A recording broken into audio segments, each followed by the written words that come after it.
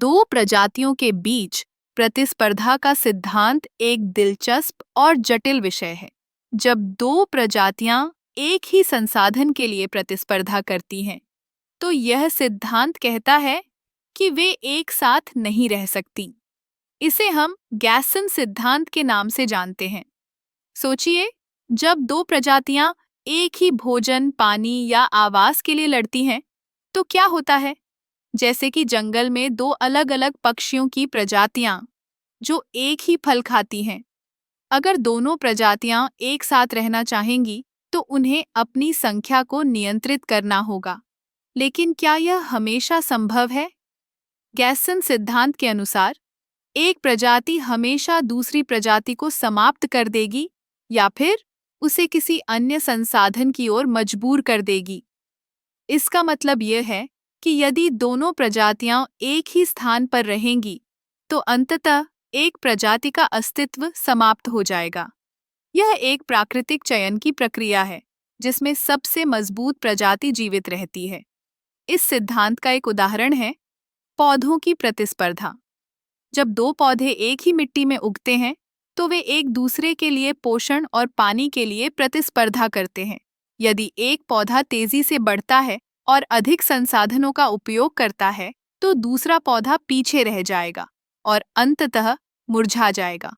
लेकिन क्या यह हमेशा सच है? कभी-कभी प्रजातियां एक दूसरे के साथ सह-अस्तित्व भी कर सकती हैं, जैसे कि कुछ पक्षी और कीड़े एक दूसरे के साथ मिलकर काम करते हैं।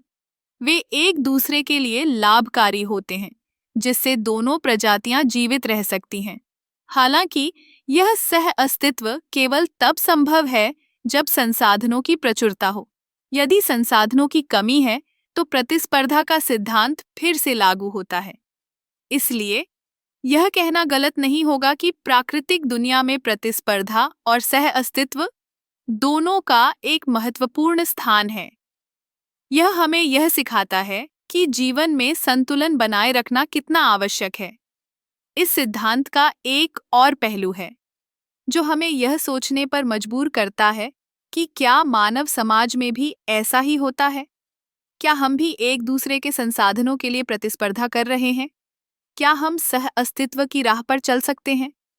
यह विचार हमें यह समझने में मदद करता है कि प्रतिस्पर्धा केवल एक नकारात्मक पहलू नहीं है, बल्कि यह विकास और प्रगति का भी एक हिस्सा है।